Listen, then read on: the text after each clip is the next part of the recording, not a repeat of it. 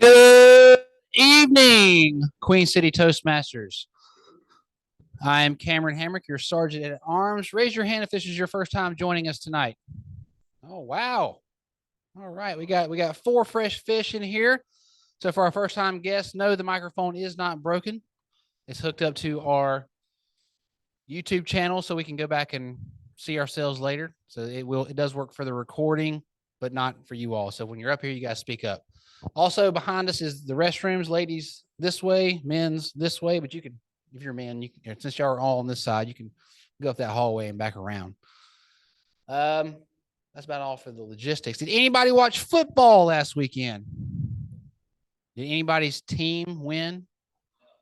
Me either. So I'm a Cowboys fan, so I'm used to being let down in the football realm. But last week I was pulling for the Detroit Lions and the Baltimore Ravens, whom both lost. So I went 0 for 2. But 2 weeks from, 2 more weekends, not this weekend, but the next weekend will be the Super Bowl. It's the ultimate prize for the NFL teams. They've worked all year to get to this point. And at the end of the year, this is their ultimate prize. So what does that have to do with Toastmasters? Taylor Swift team is going.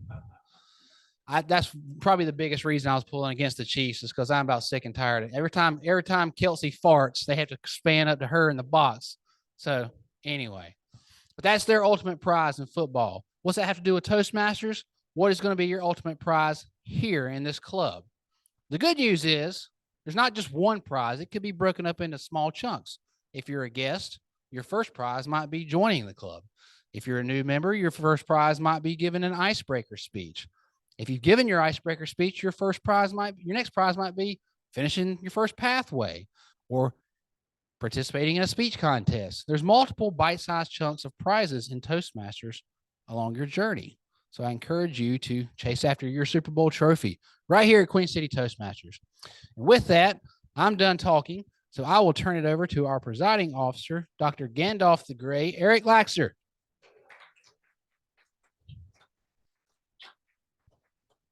Thank you, Mr. Cameron. Our deepest condolences. The Cowboys gave it a valiant effort, did they not? They did not, right? I thought so. Well, for those of you who have not been to a Toastmasters meeting this evening, I'll tell you a little bit about what goes on here. So at the beginning, you'll see some of us come up getting the meeting started who are our club officers. We have 6 club officers and each officer serves for 12 months. We have elections in July. Any member of the club can be a club officer. It's a great way to hone some of your leadership skills. And then other people who you'll see come up here are our members who have signed up for roles for today's meeting. So you'll meet the Toastmaster, and then you'll hear some terms you've never heard, maybe never heard before, like grammarian and other roles. And everybody who comes up here signs up each week to do those roles. And when they come up, they will explain to everybody what that role consists of. And again, that's another really good way to get to hone your speaking and your leadership skills. And that's really what this club is all about. We like to consider this room a safe room, but a fun room, but a room to explore and experiment and just test your own personal boundaries and space. And it's okay to come up here and feel nervous, uncomfortable. I'm not ready for this. Walk away from here feeling I didn't do a good job. You know what happened? But in reality, most of the time, those things are not true because most people who come up here and speak feel a little bit of a butterfly feeling, but most people speak better than they perceive themselves to have done. And if you don't believe me, if you come up here for anything tonight, go to our YouTube channel and you can watch yourself speak and you'll realize, oh, I didn't do so bad after all. With that, there's a very handsome young man sitting in this audience who is our VP of membership. And it is my distinctive pleasure to call him forward and hand him the microphone. And everybody close your eyes while he comes up. Come on up, Colin. And then when you open your eyes, I'll tell you, you can all see who he is and guess if this is who you were thinking of. Ladies and gentlemen, I'm proud to introduce our VP of membership, Colin. Well, from one handsome man to another, thank you, Eric. You spoil me, sir. Good evening, Queen City. Good evening. All right, I like it. I like it. Do me a favor real quick. Look to your left, look to your right. You are surrounded by some pretty special people who have decided to spend their Tuesday night working on becoming better communicators, as opposed to eating tater chips on the couch. Not that there's anything wrong with that, but it's always great to see a good turnout on a Tuesday night. A big welcome to our guests. What I'm going to do now is I'm going to come around, I'm going to ask you to introduce yourself, share where you're from, and then self-attest whether or not you're an introvert or an extrovert or somewhere in the middle. So I'm going to start with these two guys over here who are having a good time, drinking a little wine, drinking a little beer. Mind introducing yourself, sir? I'm Wes Beadle. Lived here in Charlotte about 7 months now. Moved from San Antonio, Texas. Any other? Introvert or extrovert? Oh, that's right. Somewhere in the middle. right. Somewhere in between. Hi, I'm Chris Beadle. I'm where I'm from, I guess also San Antonio, Texas. Lived in Oregon up until recently though, and now living here. Somewhere in the middle between introvert and extrovert, probably more introvert leaning. Is there anything else?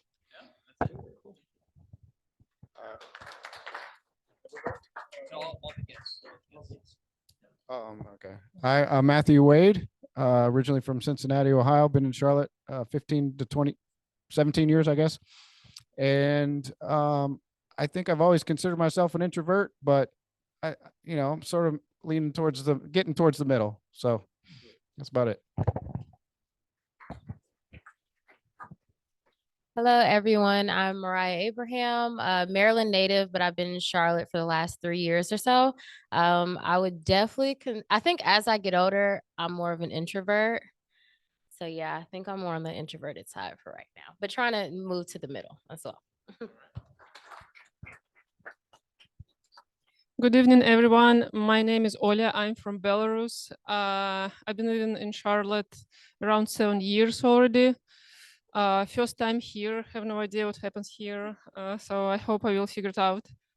Should I say about introvert? Yeah, okay. Actually, I don't know if I'm introvert or extrovert. Sometimes 50-50, so.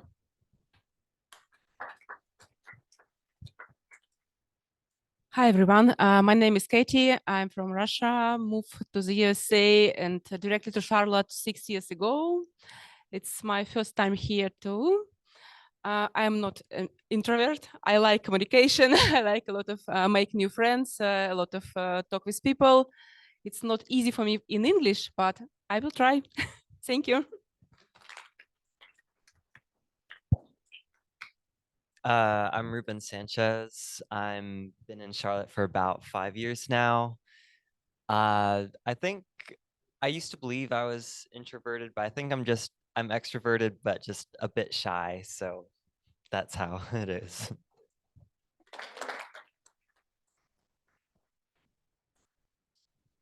Hey guys, my name is Saul. I was born in Ecuador. Speak up.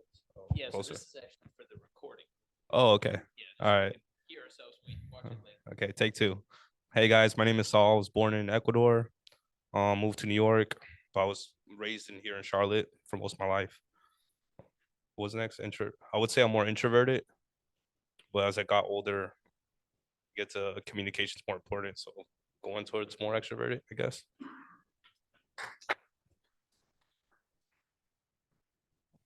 Hey, my name is Mitch, and I'm from Charleston. I lived there for about 7 years. I've been here for about a year, and I'm definitely introverted. Yeah. So. All right, awesome. Oh yeah, I see the tag, Rockney. I see the tag. Our first official meeting as a member. Why don't you say something about the experience of membership thus far?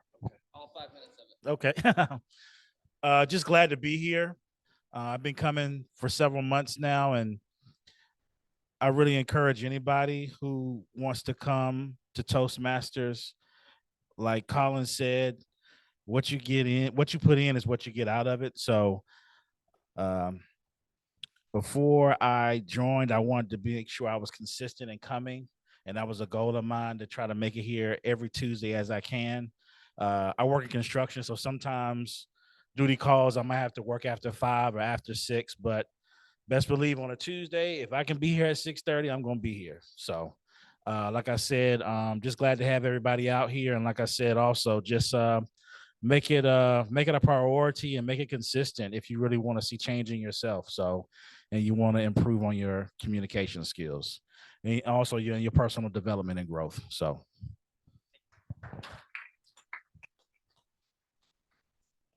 We got any guests online tonight? Who we got online? Oh no, that's just Andrea. That's just Andrea. Let's give it up one more time for our guests.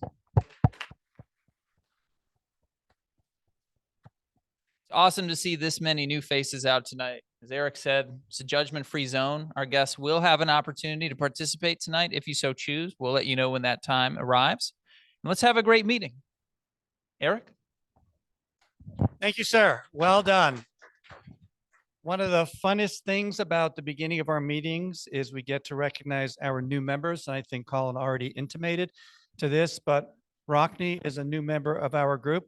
Can you join me up here? Because Toastmasters spends an unlimited budget on items that they give to new members. And we are proud to present you with your new members ribbon. So let's have a nice round of applause for Rockney. Thank you. Would fit right. It'll fit right on the top of your vehicle. If you get some duct tape, you can just type it onto your car. Every meeting, we have a member who signs up to run the meeting. I mentioned earlier, it is called the Toastmaster of the Day. The Toastmaster gets to pick a theme, which they'll usually share some important information with us. And I am excited to hear what he has to say. But before I introduce him, I always forget this. On your table, you have these little pieces of paper. You can write comments for anybody who comes up here and speaks, and then fold it up and hand it to me. And I usually hand them out at the end of the meeting. So if you have feedback you want to give to somebody, please feel free to do so. With that, I'm delighted to introduce our Toastmaster of the Day, whose theme today is your role in Toastmasters. Please join me in welcoming David Jones. Thank you, Eric. Good evening, everybody. I'm David, and I'm the Toastmaster of the Day.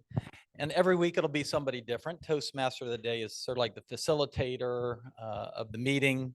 This kind of introduces everybody, keeps it running, keeps it on time. That's one of the most important parts of the Toastmaster because we don't want to be here too late. And my theme is, always forget what it is, your role as a Toastmaster. And a little backstory, I'm the club growth director. There are 87 clubs in our district, and there's a trio, and I'm part of the trio. I oversee those 87 clubs. And twice a year, they send us off for training. Toastmaster International does. And this past weekend, we were in Dallas, Texas, and we did our training. And whenever you go to a conference for work or anything, you always leave all pumped up with all these great ideas. So that's the mode I'm in right now, because I just came home yesterday. And I would just want to say that the Toastmasters International mission is we empower individuals to become more effective communicators and leaders. And for me, what that means, and the main word in there is empower. It's not teach or guide, it's empower. We give you the tools to become better Toastmasters, better speakers. We can't really teach you how to speak. We can't teach you how to walk up here and have thoughts in your mind and open your mouth. That's on you. But what we can do is give you a venue like this to come. And then your fellow Toastmasters will be timers and evaluators and all the different roles. So that's what we do here is we empower you. But your role, the most important role that you have is to raise your hand. To raise your hand for whatever you can do, sign up for roles or when there's table topics, raise your hand. I don't know how many of you have been here for table topics and you don't raise your hand and then they're over and you're like, I should have raised my hand. Because I remember when I started, I would always do that. I'd just wait just 1 second too long and I'd miss out on it. So that's your role. We're here to support you. We can't make you speakers. That's on you. We're just here to empower you. Now there's two journeys in Toastmasters. There's obviously the public speaking, which is what almost everybody comes here for. You want to overcome your fear of public speaking. But once you get into it, you learn that there's leadership. In fact, Toastmasters motto is where leaders are made. The leadership is the most important part for Toastmasters. Once you start practicing, the public speaking is easy. Once you get the confidence, you can just come up here and talk about anything. And As far as the leadership goes, Eric mentioned that we're going to have club officer elections in June. So the way it goes in Toastmaster, and everything's volunteer, is club officers, and then we have our area directors, our division directors. The area directors are over like 4 clubs. The division directors are over about 20 clubs. And then you get to the district level, which is where I'm at. And above me is the regional advisors, international directors, and then the international president, which is kind of my goal. It's going to take 8-9 years to get there, but that is my goal. But the president is different than the CEO. Toastmasters International's headquarters is in Colorado. There's about 150 paid employees, including the president of the organization. And that's kind of how Toastmasters works in leadership. You just work your way up the ladder. And those skills are almost identical to anything you would do at work. So you gain the skills for your leadership roles. Then, of course, speaking, the main thing is just come every single week to do the reps. You just get up here and eventually you'll be comfortable. And then once you're comfortable, you can start working on your craft, work on becoming a better speaker. And you can do that through going to contests. Contests are great ways to do it. We just had our contest and we're in contest season. And then you can also have an evaluator when you give a speech. And as mentioned, all of these meetings are on YouTube, so you can go back and watch your own performance. So that's the 2 paths and the 2 goals of Toastmasters is the speaking and the leadership. And I'm going to touch upon them a little bit more throughout the night. But for now, we're going to go ahead and get the meeting started. And I'm going to get us inspired and motivated from our inspirational thought master, which is Toastmaster Dana Robinson.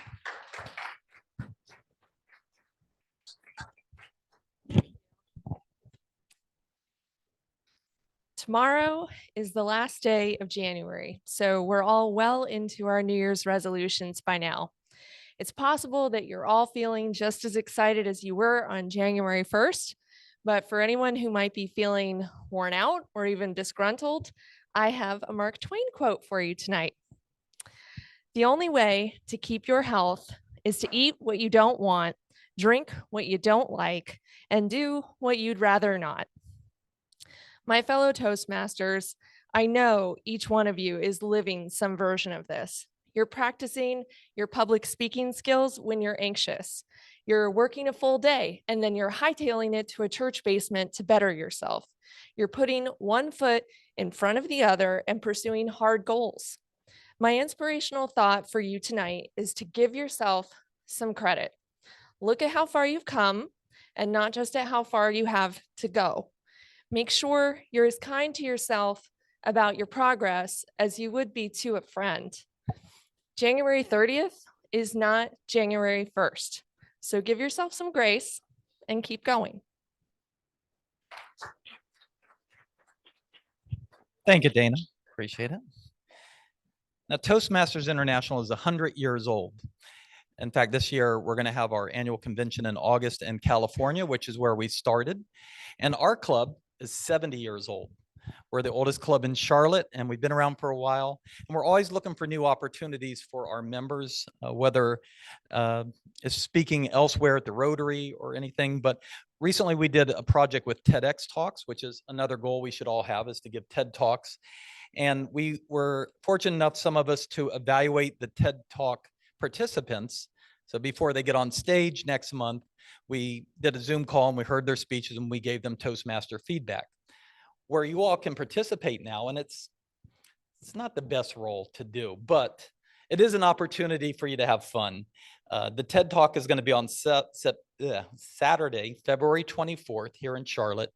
It's TEDx Mint, and they need volunteers like ushers, people to work concession stands, to work backstage getting the speakers drinks and stuff. So if you're interested, you can talk to me afterwards, and you can just be a part of TEDx. You won't be speaking, but you can just kind of get in there, get a feel for it. It might be fun for you.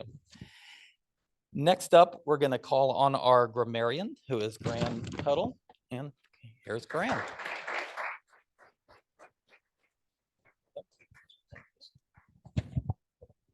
Thanks, David. My name's Graham, and I will be the grammarian tonight. So I guess that's kind of fitting. And the grammarian serves 2 roles. One is to introduce the word of the day, so to help y'all learn new vocabulary and encourage you to try to use it when you come up and speak. And that word is, keeping you all in suspense with the tape here. Just cut my fingernails, not prepared for this.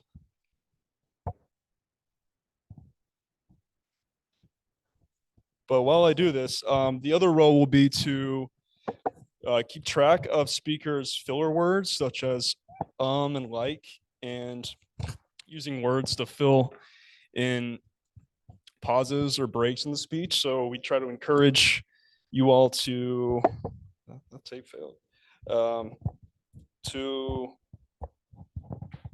not use those because it comes off more professionally and it kind of interrupts the flow when you use filler words. And I'll be counting those, and they say what doesn't get measured can't be managed or improved. So just keeping you aware of that. And the word tonight is galvanize, which means to increase the strength of metal with zinc, but also means to excite or inspire someone to action. So I hope this word inspires you to take action, to speak or participate tonight, to become a member, or to, what was the third one? But I forgot. And yeah, that's all I got for grammarian. So back to you, David. Thank you, Graham. And the reason we do the word of the day is sometimes at work, you're going to give a speech and you're going to do it on XYZ account. And your boss last minute says, can you talk about ABC account? And this, even though it's just one word, it's just a way to make you think and get ready. Cameron pointed out it's kind of fun that we have Graham as the grammarian. That's fun. It's fun to me. Well, what is the word of the day? All right, galvanized. Thank you. You try to say it on whenever you can. Next up is going to be our timer, who is Tom Williams. Tom. Thank you. Good evening, everybody. An important part of speaking is to be on time. That being said, only certain parts of our meeting tonight are going to be timed by me. The first part is our prepared speeches, which you have which those speaking have 5 to 7 minutes to speak during. At 5 minutes, I'm going to hold up a green folder to indicate that it's 5 minutes. At 6 minutes, I'll hold up the yellow folder, and at 7 minutes, the red folder. Then the table topics have 1 to 2 minutes. So at 1 minute, red folder, 1.5 minutes, yellow folder, 2 minutes, red folder. Green folder first, if I said red folder. Then evaluators have 2 to 3 minutes. So as you can imagine, 2.5 minutes, 3 minutes.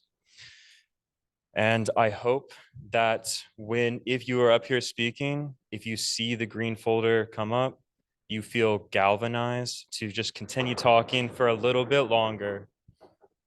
And I'll come back up later and give a report. Thank you. Thank you, Tom. All right.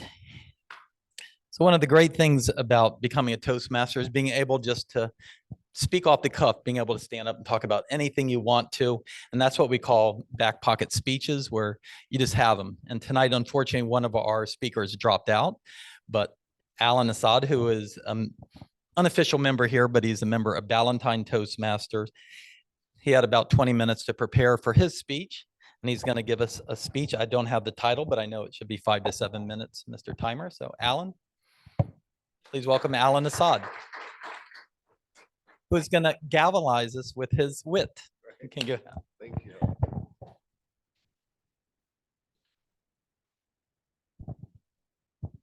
Good evening, fellow Toastmasters and our welcome guests. And David, thank you for this opportunity that I was not prepared for, but I'm going to roll with it. I'm going to give a speech that I have given a few months ago, which is going to recap a very important event that I hosted as one of my officer duties. So just a brief introduction about myself. My name is Alan Assad. I've been a Toastmaster for almost 6 years. I am currently the area director for Area 33, which makes up 5 clubs in the southern part of Charlotte. And one thing that I really wanted to accomplish this Toastmasters year was to re-engage members across multiple clubs. Because for those of you who are guests, this doesn't necessarily apply, but for anyone who's been a member for a long time, I'm sure you can relate that once you've spoken in front of the same core group of people for an extended period of time, the challenge of speaking starts to wane a little bit. And plus, it's really nice to be able to meet Toastmasters from other clubs to get an idea for what makes their clubs unique and get some really good ideas on how to make their own club better.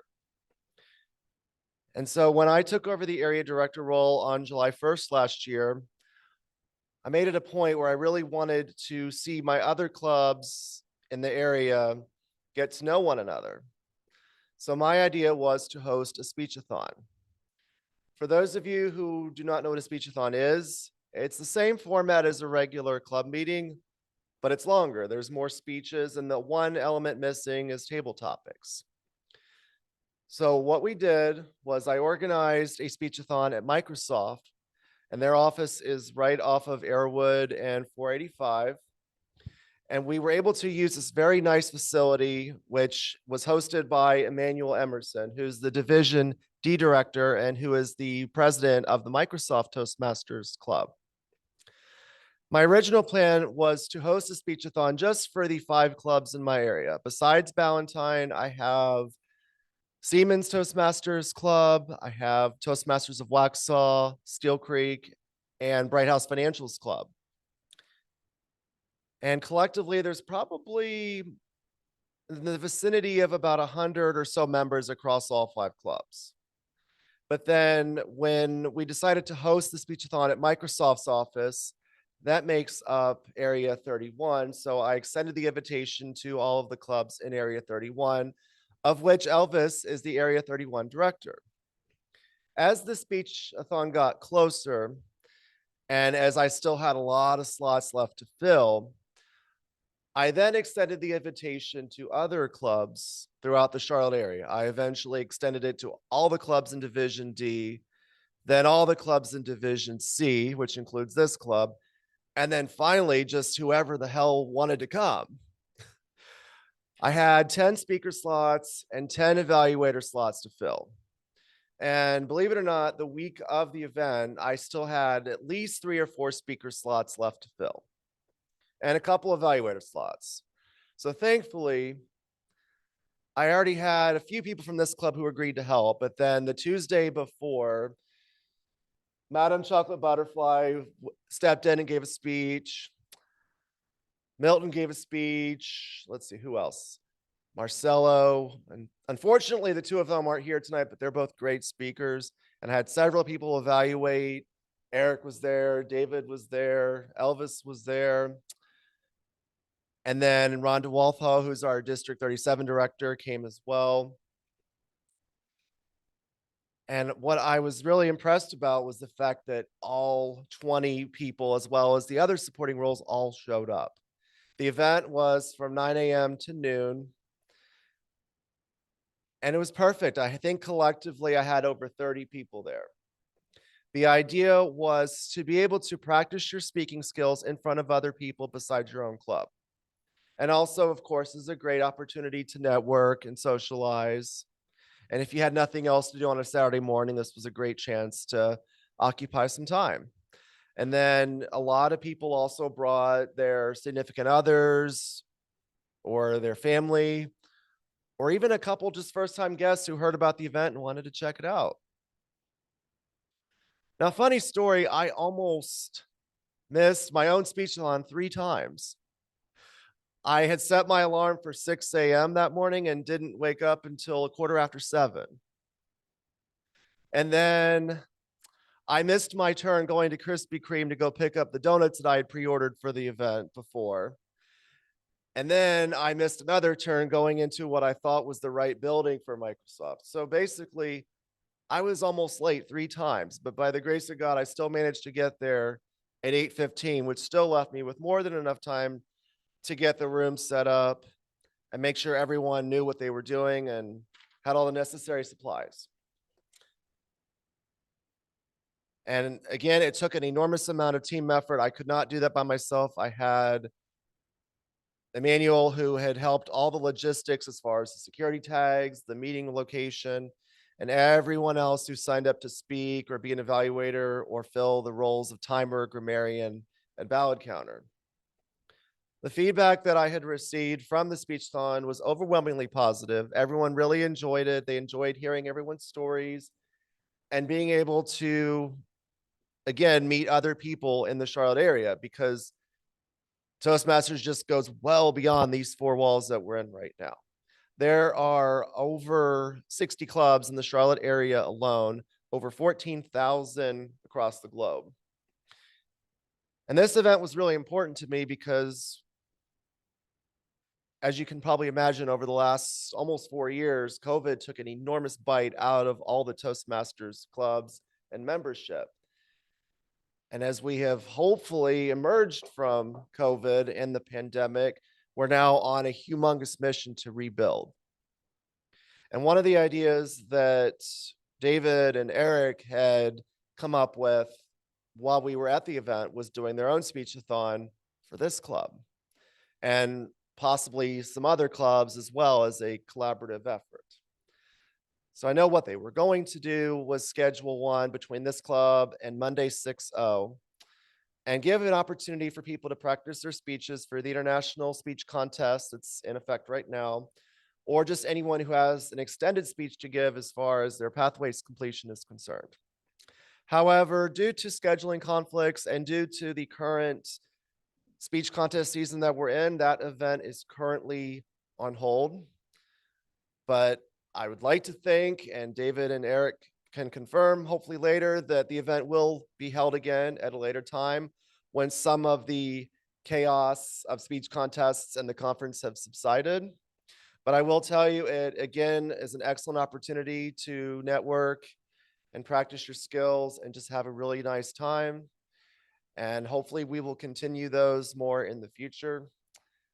And just, this is not quite related to this event, but for those of you who have said that you're introverts or extroverts, you do not necessarily have to be an extrovert to be a Toastmaster. There are plenty of people who lean towards the side of introversion, but what's important though is we know how to be extroverted when the situation warrants itself. So thank you all very much for your time, and I'll hand it back to our Toastmaster.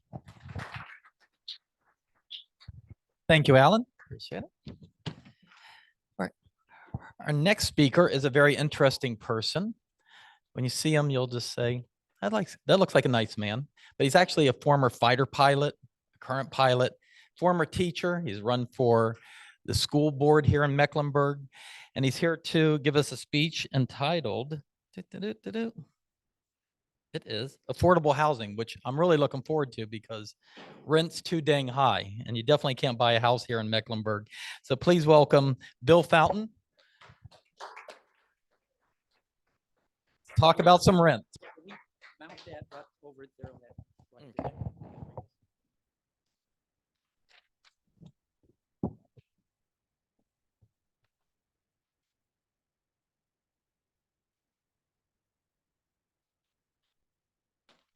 Good evening, fellow Toastmasters and honored guests. I'm Bill Fountain.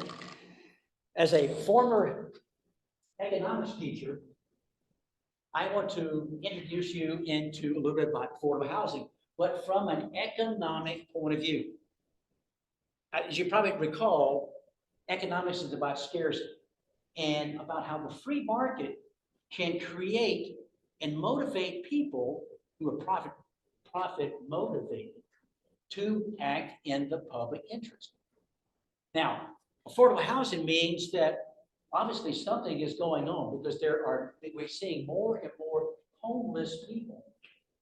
And that is one of the problems that I wish to address.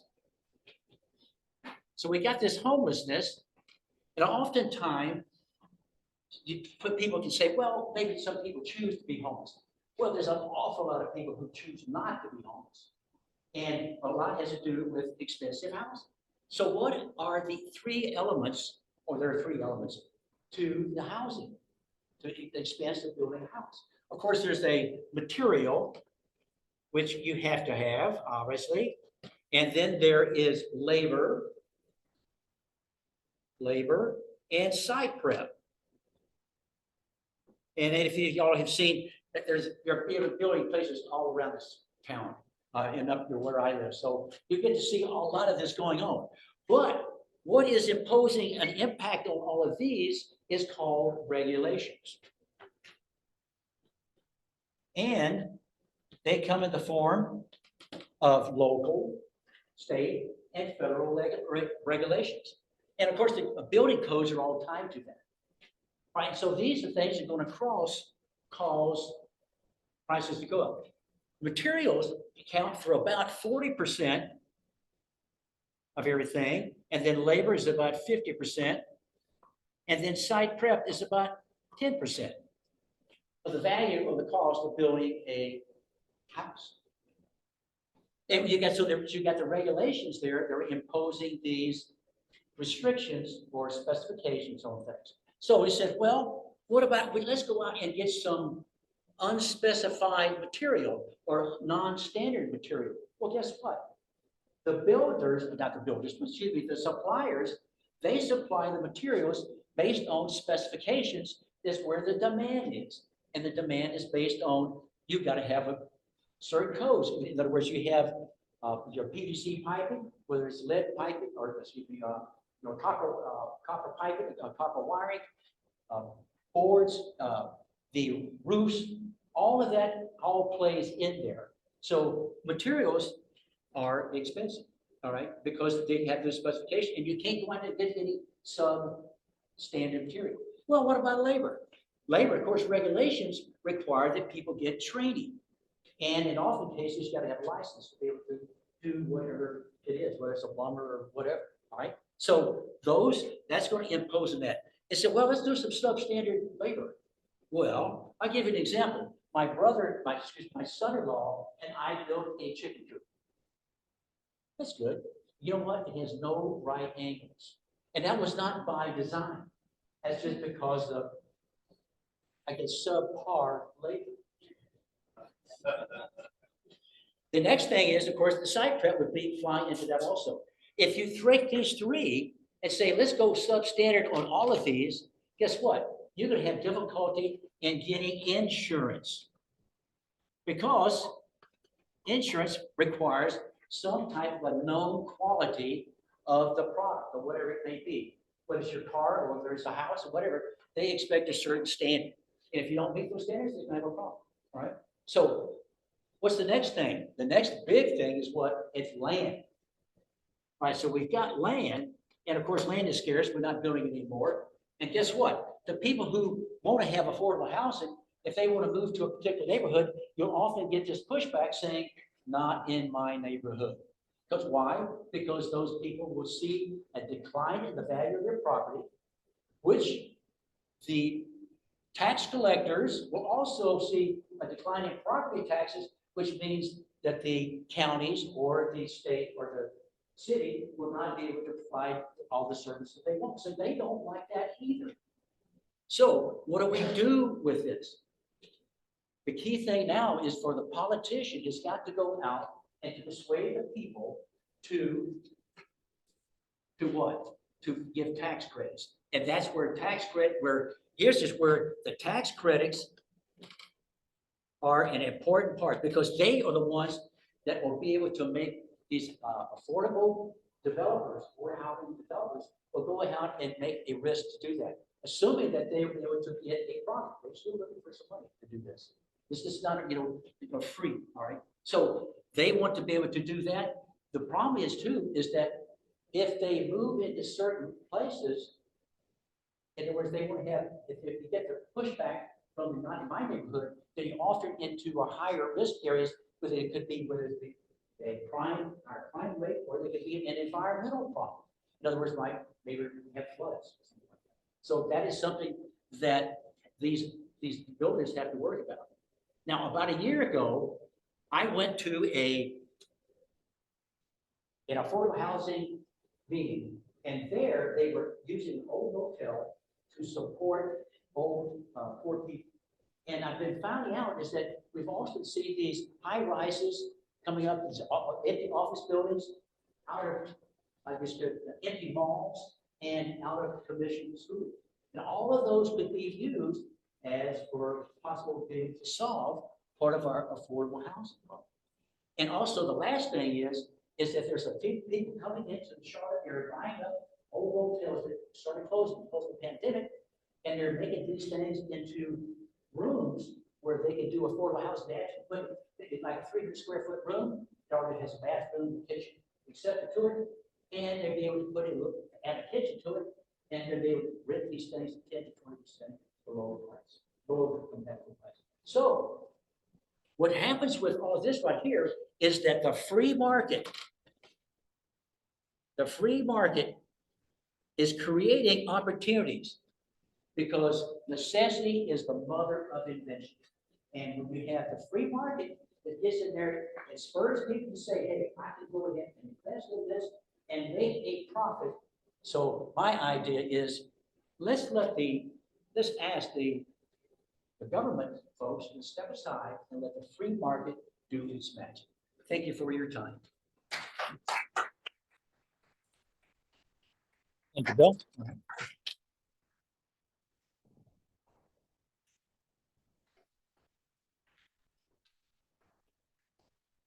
In the future, I'd like to hear your thoughts. Maybe you could do a speech on a few years ago, Mecklenburg County spent millions and millions of dollars to get rid of the tents and put everybody in motels.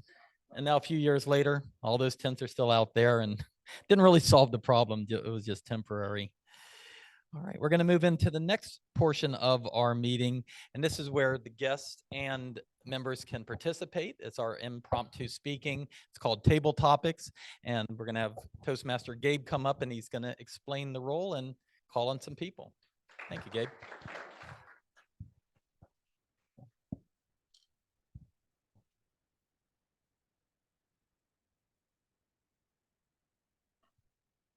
All right. Good evening, fellow Toastmasters and guests. Who here has heard of the Golden Gavel Award? All right, we got a few hands going up here. So for those that don't know, the Golden Gavel Award is one of the most prestigious awards in Toastmasters. And the reason I share this is because one of my favorite quotes comes from a guy named Zig Ziglar, who won that in 1999. And he says, it's not what you do on the job, but what you do off the job that determines how far you go. And I think that's so important in terms of us being here tonight, us preparing and working on our craft. Not just at work. Work's important. You have to do it to pay the bills. We understand that. But being here tonight, being present, working on your speaking skills, working on, I mentioned earlier, like health and diet and all those things that invest in ourselves, that's what's going to allow us to move further on in life. So today, and right now, I'm going to go ahead and bring up several different impromptu speakers for us to go ahead and do that. And with that, can I get some volunteers for us to do? All right, we got a volunteer right here. Perfect, thank you.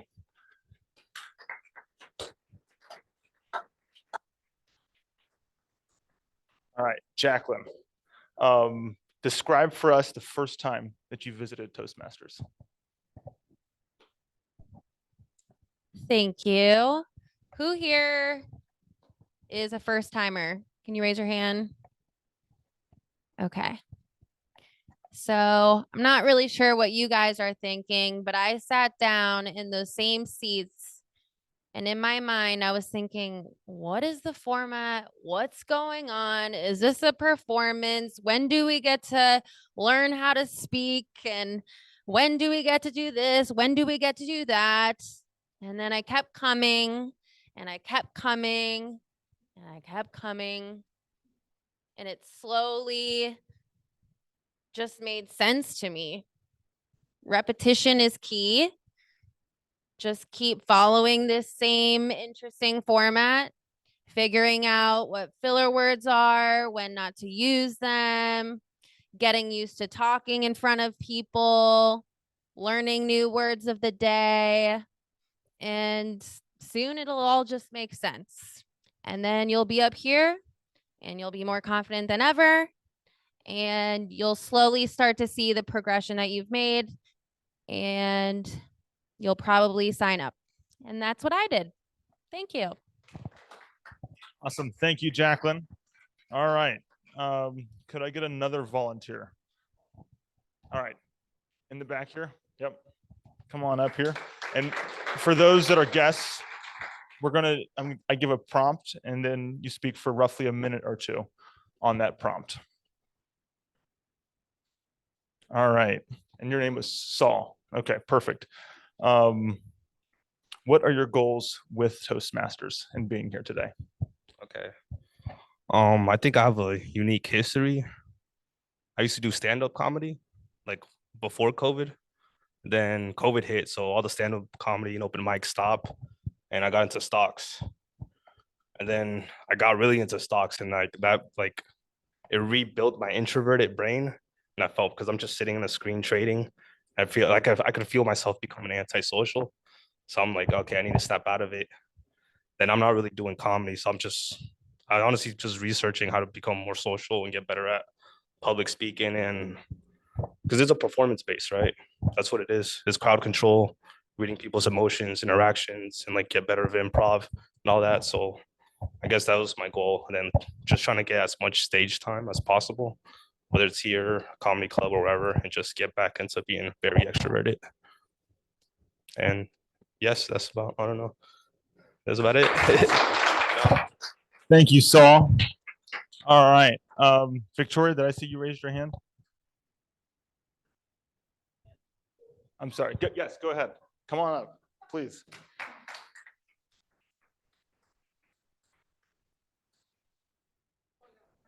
What was your name again?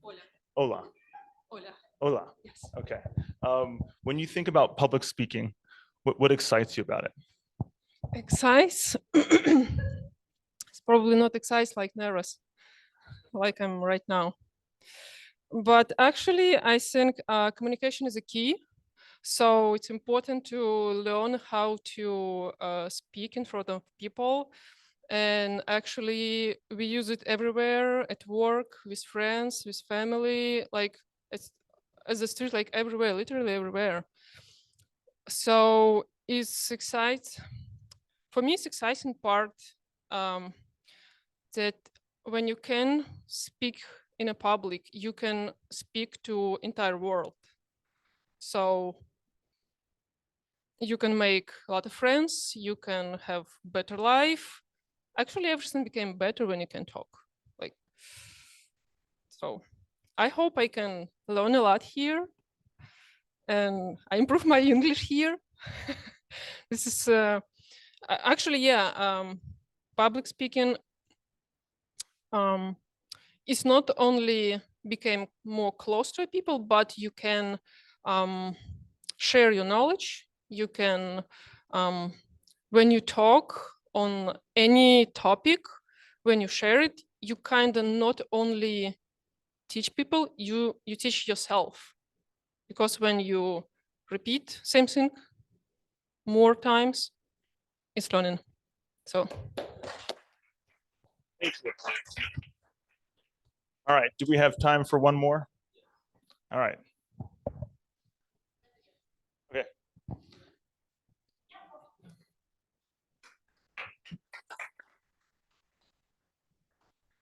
What was your name? Ruben. Okay. Apologies. I just gotta. I forgot my name. You're fine. Thanks. Can you go ahead and share what brought you out tonight, Ruben? What brought me out tonight is the idea that consistently showing up to really any place, you just begin to feel more comfortable in that space. And that happens to me as well. Like I've done that as a part of my social life. I visit the same coffee shop called The Hobbyist. And I've been going there for, I think, 3 years now. And just by showing up there a couple times every week, I've come to make so many friends from that place. And seeing that I can you can do so much by just showing up to the same place consistently. There's so many opportunities to meet people that you never would have if you didn't show up in the first place. And consistency allows for those rare chances to occur more often. And that's why I'm here again tonight, to try and be consistent. Yeah, thanks. Thank you, Ruben. All right, that wraps up our impromptu. Thank you, Gabe. Appreciate it. All right. And I noticed there's a lot of introverts in here, or self-proclaimed introverts.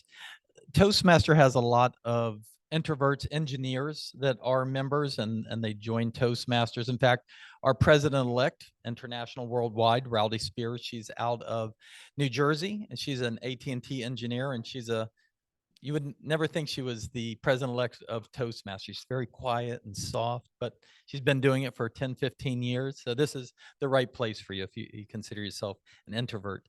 Another opportunity that we have coming up on Thursday, March 21st, is we're going to go to the Chamber of Commerce Expo, and we're going to have a booth there. And we're just going to be talking about Toastmaster and interacting with everybody. And Eric's actually going to be heading that. It's for the district, but Eric's going to head that. So if that's something you're interested in, it's on a Thursday.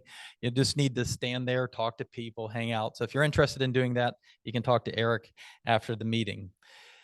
And now we're going to get some more energy into the room by introducing our general evaluator, Mr. Colin Stifler.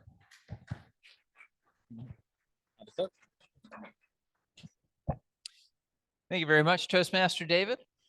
Hello again, Toastmasters and guests. We are now entering the general evaluation portion of tonight's meeting, where we're going to be discussing some of the speeches and speakers that we've seen here tonight. We kick things off by hearing from our prepared speech evaluators. So the two speeches that we heard, first from Alan and then from Bill, two of our members have signed up to evaluate their speeches. Let's hear from them now. Start with Momita Banerjee, who's going to be evaluating Alan's speech.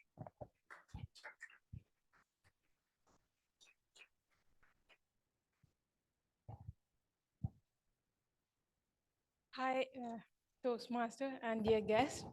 Hi, Alan. I have seen it in most of the Toastmaster, and yours, the passion for Toastmaster, it shows in your speech. Everything you talk about is about how to improve in Toastmaster and the opportunities in Toastmaster. Your topic was very it was relevant to all of us because we all could relate to it. And though it was not a prepared speech, but it was your speeches are always very engaging. It had all the details, like you were putting all the facts, the numbers, and it was very engaging.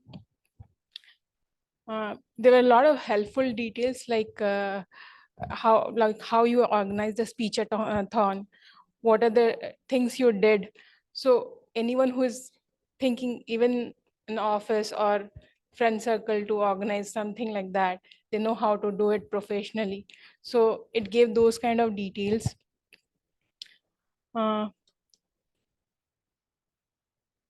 Even like in your speech, you took the inputs from the guests, like everyone mentioned, whether they're introvert, extrovert.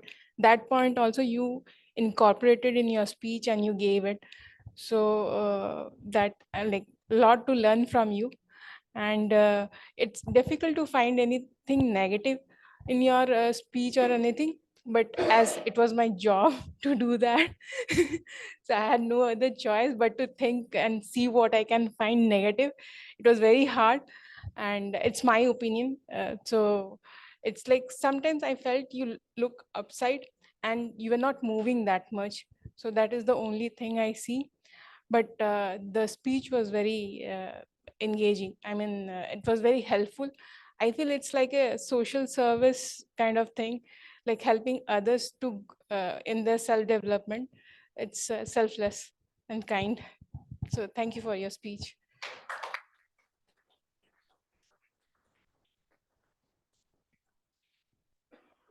Thank you very much, Mumita. Next, we're going to hear from President Eric Laxer, who will be evaluating Bill Fountain's speech. Eric? Thank you, Colin. Good evening, fellow Toastmasters and guests, and Bill. And just a quick word for those of you who are new guests or members. One of the helpful things to do when you're scheduled to evaluate someone's speech is to meet with that person either directly or even email them and just find out, what are you interested in working on tonight? What kind of feedback are you looking for from me during your speech? And so Bill and I did that, and he mentioned a couple of things that he was working on: limiting filler words, use of eye contact, flow of his speech, the ability to communicate his ideas, and also use of the whiteboard. So Bill, I'm going to give you some comments on what I think you did well along those lines. And then at the end, I'm going to offer a couple of suggestions for you. First thing I think that you did well was, I saw you had your easel set up over here. So you didn't come up here and have to start putting your whiteboard on and building the easel. And it's important before a meeting to do what you can do to prepare yourself for the audience. So I liked that that was up here. The second thing was, I liked very much how you balanced using the whiteboard and also communicating with us. We didn't see this your entire speech. We saw a good balance of you looking out into the audience and also walking out into the audience. I thought you did that very well, and I thought you used your hand gestures very well to enhance your speech, not just moving your hands around in a random fashion. Two examples that I noticed: one, you were counting and you used your fingers to count. And the second, at the very end, I love what you said, something like, let's ask the government folks to step aside and let the free market do its thing. That was something like your quote. And when you said that and said, let the government step aside, you did this. You pushed them away. And when you talked about the free market, you stepped back and you pulled in with your arms. And I thought that really enhanced the point that you were trying to make and probably made it more memorable for people listening to it. I thought you had excellent flow. You knew your stuff, which is very important when you talk about this kind of topic. You spoke with belief and expertise.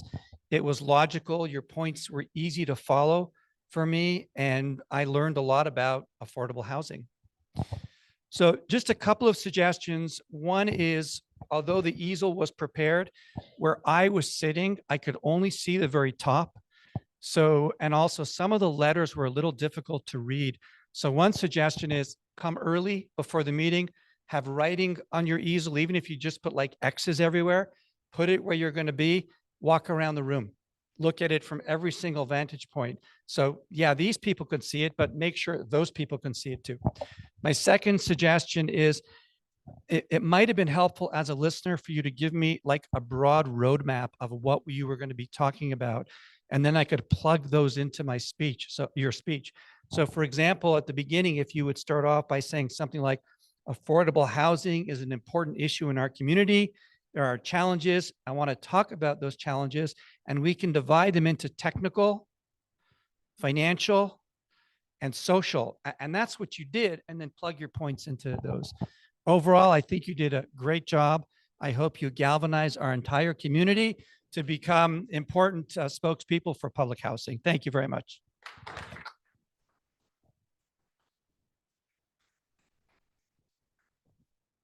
Excellent, excellent. Professional evaluation right there. Thank you very much, Eric. Let's go to Timer Tom for the timers report.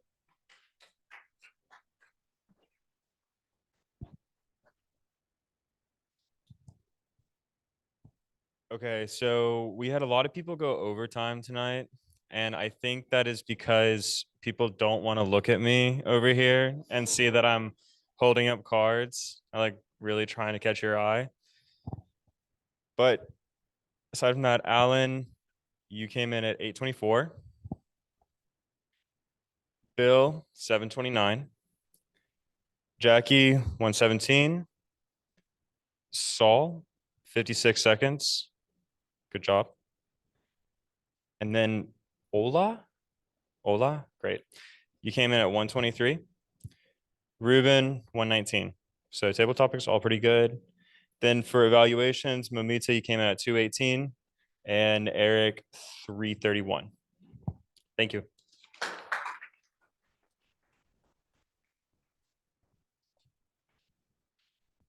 Thank you very much, Tom. David, was handing out some pens earlier. I see we've got a lot of Marriott pens. Have you stolen these on your travels? Yeah, yeah. Yeah. Bring back some toilet paper too. Okay. Well, this brings us to the general evaluation section of tonight's meeting, which I am pleased to deliver. No, we do the grammarian after the general eval. I believe so. I believe that's the way it works. So we started on time tonight, which is no small feat. So good work for us. Cam, warm, courteous start to the meeting as always. You set a nice tone energetically. Rockney, welcome to the family, my man. First meeting as a Toastmaster. Eric, very presidential as always. When David was speaking to the leadership development aspect of the different officer roles, both within the club, but also at other levels of Toastmasters, that's what he's talking about right there. You can begin to build some executive level presence and skill set coming here. So if you wanted to practice more than just giving speeches, you can welcome people warmly. You can rule with a soft but firm and fair heart like Eric does. So very good job there. David Jones, Toastmaster of the meeting. Very well done, sir. May I ask, was this a late addition? Did you sign up for the Toastmasters role today after you noticed that no one else? It was either today or yesterday. Sometimes we get into this place leading up to a meeting where no one signed up for certain roles, and then that puts pressure on certain members to step up and say, lead a meeting and come up with a topic for the meeting in short notice. So David, let's give it up for David for doing that. Excellent job. You always do a great job explaining things as well, kind of level sets for folks who might be attending as guests, keeping them informed as to what they're looking at. Thought it was appropriate as well. It's always good to get an overview of the Toastmaster structure. It's more than just the local club that you're here attending a meeting for. It's this big, hairy international organization. So there's actually a lot to dissect with it. So always appreciated when you educate us as to that. D-Rob, our inspiration sensation, little Mark Twain for the brain. I thought that was a really good start to the meeting. Thought it was a timely quote too, especially for people who are faltering on their New Year's resolutions already. So thank you very much for that. Graham, our walking dictionary. Question, did you wear the blazer for, I'm not calling you up yet, I'm shouting you out, but did you wear the blazer because you were the grammarian tonight? Or you're just a blazer wearer?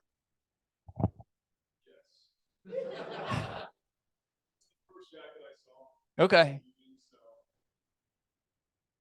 It's fitting. It adds a layer of credibility. If I can make a suggestion, an unlit pipe, I think would take it to a next level too. But yeah. So I forgot to add each person I'm gonna go to, I'm gonna layer in a little bit of feedback. So D-Rob for the volume, we got to take the volume up just a little bit. I know this is a loud room. We've got the HVAC in the back. It's kind of an unsexy room from an acoustic standpoint. So we got to fight through that. Graham, you've got good volume, but it can trail off at times. So we got to keep the volume level high, but otherwise that was good. And also because there's a lot of aspects to the grammarian role. You did a good job outlining them and then you explained it, but maybe just reiterate it one more time, because there's really the three main functions of the grammarian role. So it could be just helpful to follow, but otherwise good job. Tom, dutiful timing tonight, sir. One thing I would challenge you to do is to answer the why. You said you're here to time people tonight. I think, some of us can intuit that, it's good to generally be timed because it helps give us a sense of how much time actually elapses when you're here talking.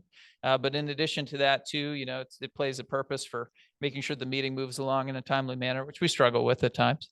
But just answering that why a little bit, cluing in, especially guests and newer folks, as to the purpose of timing could be helpful as well. Good volume. Say sometimes it can trail off a little bit too. So make sure you're conscious about keeping that high. Alan, we got another stand-in tonight. We got a stand-in speech on short notice. Let's give it up for Alan. I really liked it. Keeps in with the meeting theme in general. The one thing I'd say to you, sir, is you brought up a couple clubs and things by their club name, which if you're hearing them for the first time, people might not know exactly what you're talking about. Like you sprinkled in like a Monday 6-0 and, other things too. I might just preface that with another local club, Monday 6-0, or something just to kind of frame it for the folks who might not be familiar with what that is. Wild Bill, quick question. What was your fighter pilot call sign, by the way? Pete.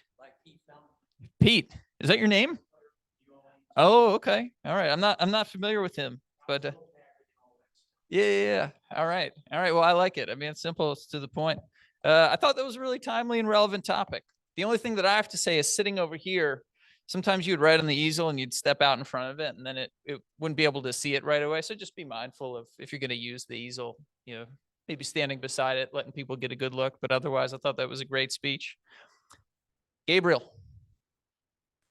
Excellent job with the table topics, sir. The one thing I challenge you to do is think a little bit about the physical presence when you stand here. I noticed that there was a movement in the legs, but kind of like a standing in place thing.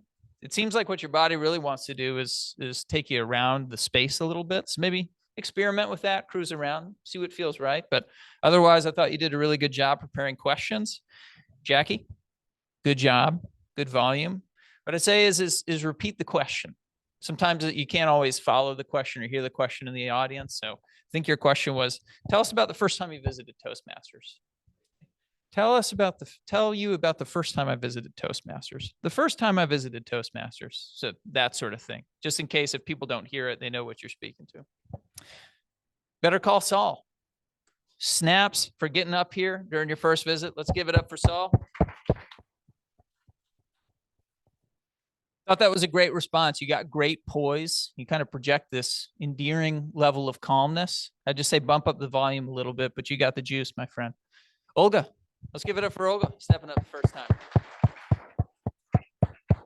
Oh, that was a great response too. You had really nice volume. Didn't have any problem hearing you at all. Again, kudos for stepping up and diving into it. And then Rube, good response, good volume. All right, second week in a row. I like what I'm seeing. Finally, Mumita. Great feedback. Great feedback. I strained a little bit to hear. And also something I think just because you're so dang sweet and nice, you were like apologizing to Alan before you gave him like a piece of feedback.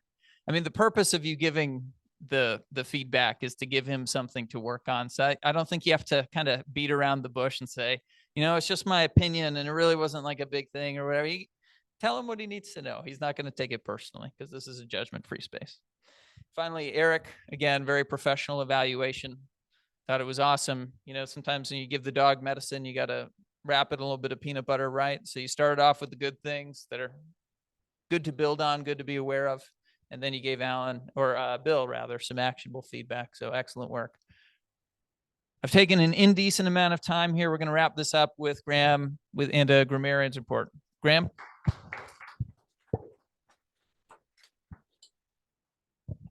Thanks, Colin. So I will go over the filler word usage and the usage of the word of the day.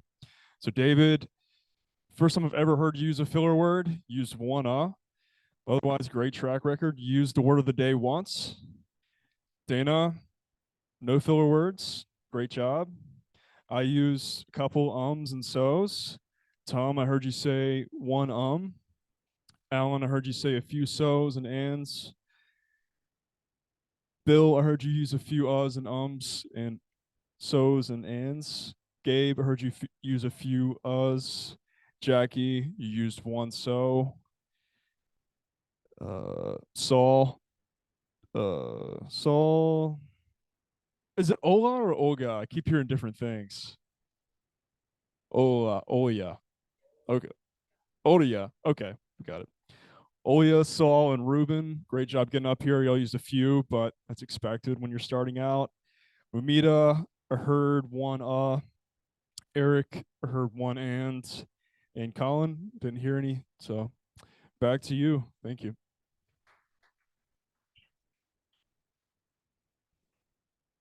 Thank you, Professor. That concludes our general evaluation, and we're going to turn it back to the Toastmaster of the meeting, David Jones. Thank you, Colin. Appreciate it. Just a quick question. Your wife came for the first time last week. Was she very proud of you and impressed with you? I'm not sure. I think I practiced that speech at home about Oh, 50 okay. So she heard it. Perfect. All right. person I'm going to call on is currently in a conversation, so I'm just kind of waiting for him. Okay, that's what I want to hear. All right, so next up is I'm gonna turn it back over to our club president. I asked him to give a few minutes talk about his leadership role at the club level, and then hopefully he's gonna move on to the area level. And then I think he also has an announcement about the speech contest. So please welcome Eric Laxer. Thank you, David. Just briefly, as you've heard David say, for our guests, Toastmasters is not a one-time event, it's a journey. And when you come here, you really decide what journey you want to be on. And so there are opportunities for everybody here to speak at every meeting, to be an officer in our club, to move out to other responsibilities within our district, including area director. David's climbed the ladder and he's now our district's club growth director. So there are many opportunities, and I personally have really appreciated doing those. One of the members in our group who you haven't heard from yet is Elvis. He's our VP of Education. He was a president in our club, and he's also now an area director. And I'm going to hand the mic over to him for just a few minutes at the end. We're going to ask Elvis to just come around again and interview our guests to get a little bit of feedback. And Elvis, as you take the mic, maybe you could just briefly let our guests know your own personal thoughts on your Toastmasters journey. So please join me in welcoming Elvis for a couple minutes.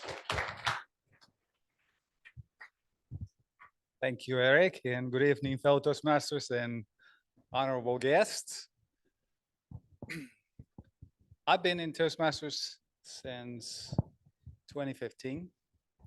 I joined this club and fell in love with it. I started coming regularly in 2016. Because of my job, I had to step out. And 3 years later, 2019, I rejoined. And the only thing that has kept me engaged is being regular, coming here every week or trying to do something that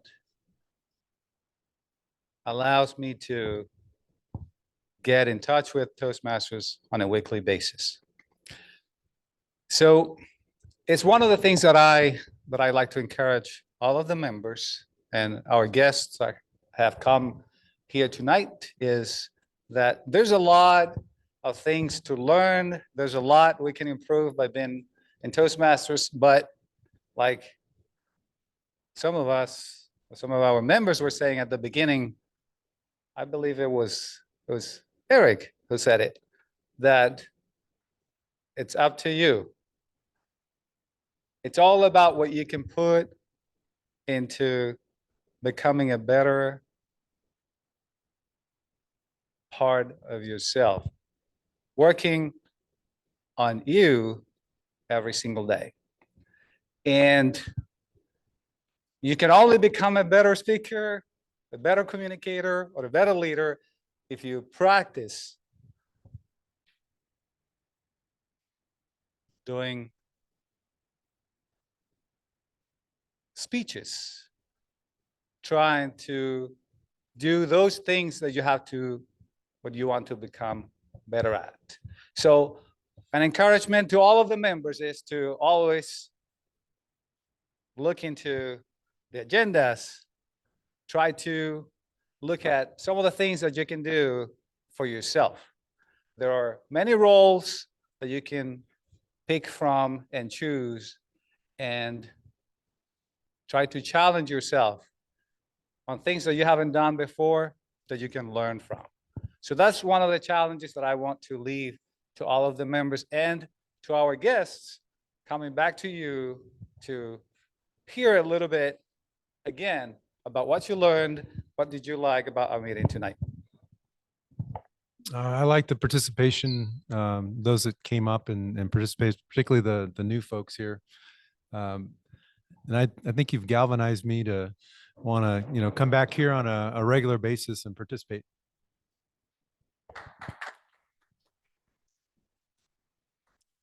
I think I definitely enjoyed that. It seemed like a very welcoming experience, very welcoming atmosphere. And I definitely think I've been galvanized to return. Hey everybody, I'm Matthew again. This is my second time here, and I feel confident that it's going to galvanize my ability to be more interpersonal and have better interpersonal skills and meeting new people. So I'm confident that this can do that. Thanks. Hello, I love the format. I love how open it is in here. You can get up and talk about anything that you're passionate about. So it was really interesting to see people talk about things that they're passionate about. So yeah, I'm really excited to keep coming, eventually get up there and speak in front of you all. But I really enjoyed it. So thank you.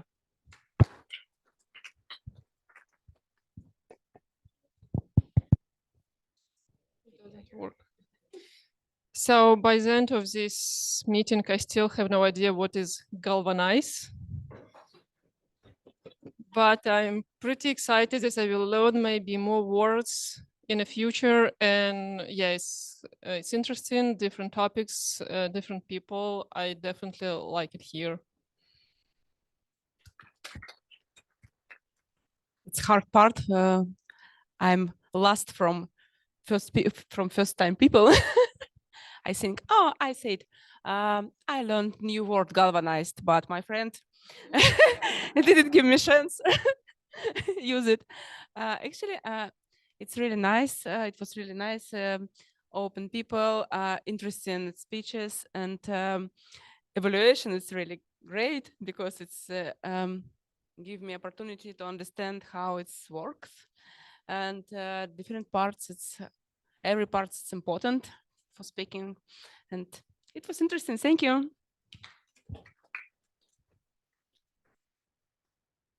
Yeah, I just appreciate the openness from everyone to be willing to talk, and also just letting us have the chance to do little speeches, even though we're just guests. So I appreciate that.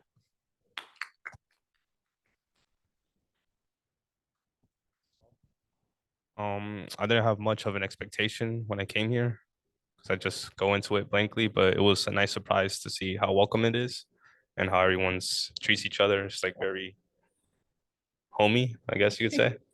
Yeah, but yeah, so thank you.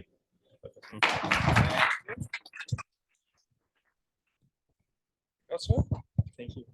So I enjoyed hearing about all the different ways you can get plugged in. And I also enjoyed listening to everyone's speeches. Thank you.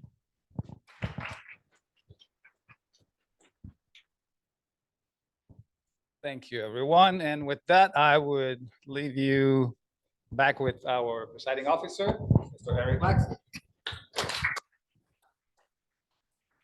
Thank you, Elvis. We need to wrap it up. I do just want to announce again, congratulations to our club speech contest winners for table topics, Cameron. But he can't compete on the date we're going to have our contest. And so Bill and Momita, who came in second and third, you can, and we'll talk more about that as I give you the dates. And also congratulations to Colin, who will be representing our club in the international speech contest as well. Do we have any announcements, any comments from anybody? Andrea, did you?